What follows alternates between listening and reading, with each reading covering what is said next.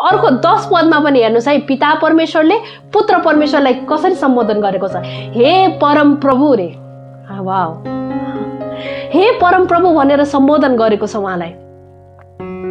अब आज कसैले उहाँलाई परमेश्वर परम प्रभु भनेर सम्बोधन नगरेर केही फरक पर्छ? पर्दैन।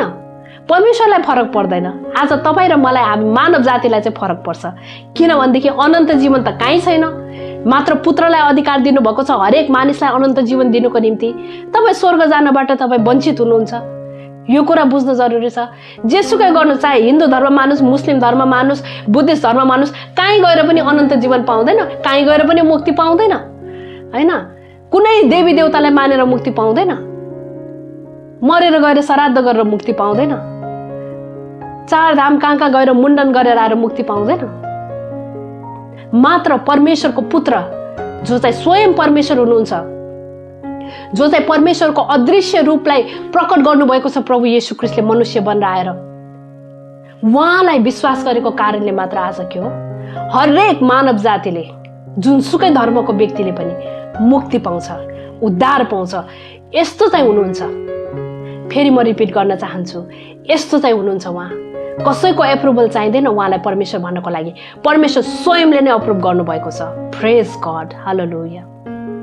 त्यसैले परमेश्वरमा हुनुपर्ने क्वालिटी जुन चाहिँ निष्कलङ्क, निष्कोट, निष्पाप र पापलाई नष्ट गर्न सक्ने र पापीलाई माफ गरेर उद्धार मुक्ति दिन सक्ने त्यो शक्ति मात्र परमेश्वरमा हुनुहुन्छ, जुन चाहिँ प्रभु येशू ख्रीष्टले गरेर देखाउनु भएको छ। यस्तो कुनै पनि व्यक्ति छैन यो संसारमा, कुनै पनि भगवान, कुनै पनि केही छैन जसले यस्तो कार्य गरेर देखाउन सक्छ। त्यो मात्र प्रभु येशू ख्रीष्टले देखाउनु भएको छ। र दोस्रो कुरा, किन परमेश्वर हुनुहुन्छ उहाँले आफ्नो परिचय स्वयं दिनुभएको छ। बाटो, सत्य र जीवन म नै हुँ, मबाट बाहेक अरू कसैबाट तिमीहरू कहीँबाट पनि तिमीहरूले अनन्त जीवन पाउँदैन, माथि स्वर्ग जान पाउँदैन भनेर भन्ने हैन। परमेश्वरले बाहेक आफ्नो परिचय आफैले बाहेक अरू कसैले पनि दिन सक्दैन। जो चाहिँ परमेश्वर येशू, प्रभु येशू चाहिँ परमेश्वर हुनुहुन्छ, त्यही भएर उहाँले परमेश्वरको के हो डेफिनेसन दिनुभएको छ, परमेश्वर को हो भनेर चिनाउनु भएको छ आज तपाईँ हामीलाई। र उहाँ चाहनुहुन्छ हरेक परमेश्वर, हरेक व्यक्तिले परमेश्वरलाई पिता भनेर पुकारुन् भनेर। यस्तो गर्ने परमेश्वर कहीँ पनि छैन, कहीँ पनि छैन।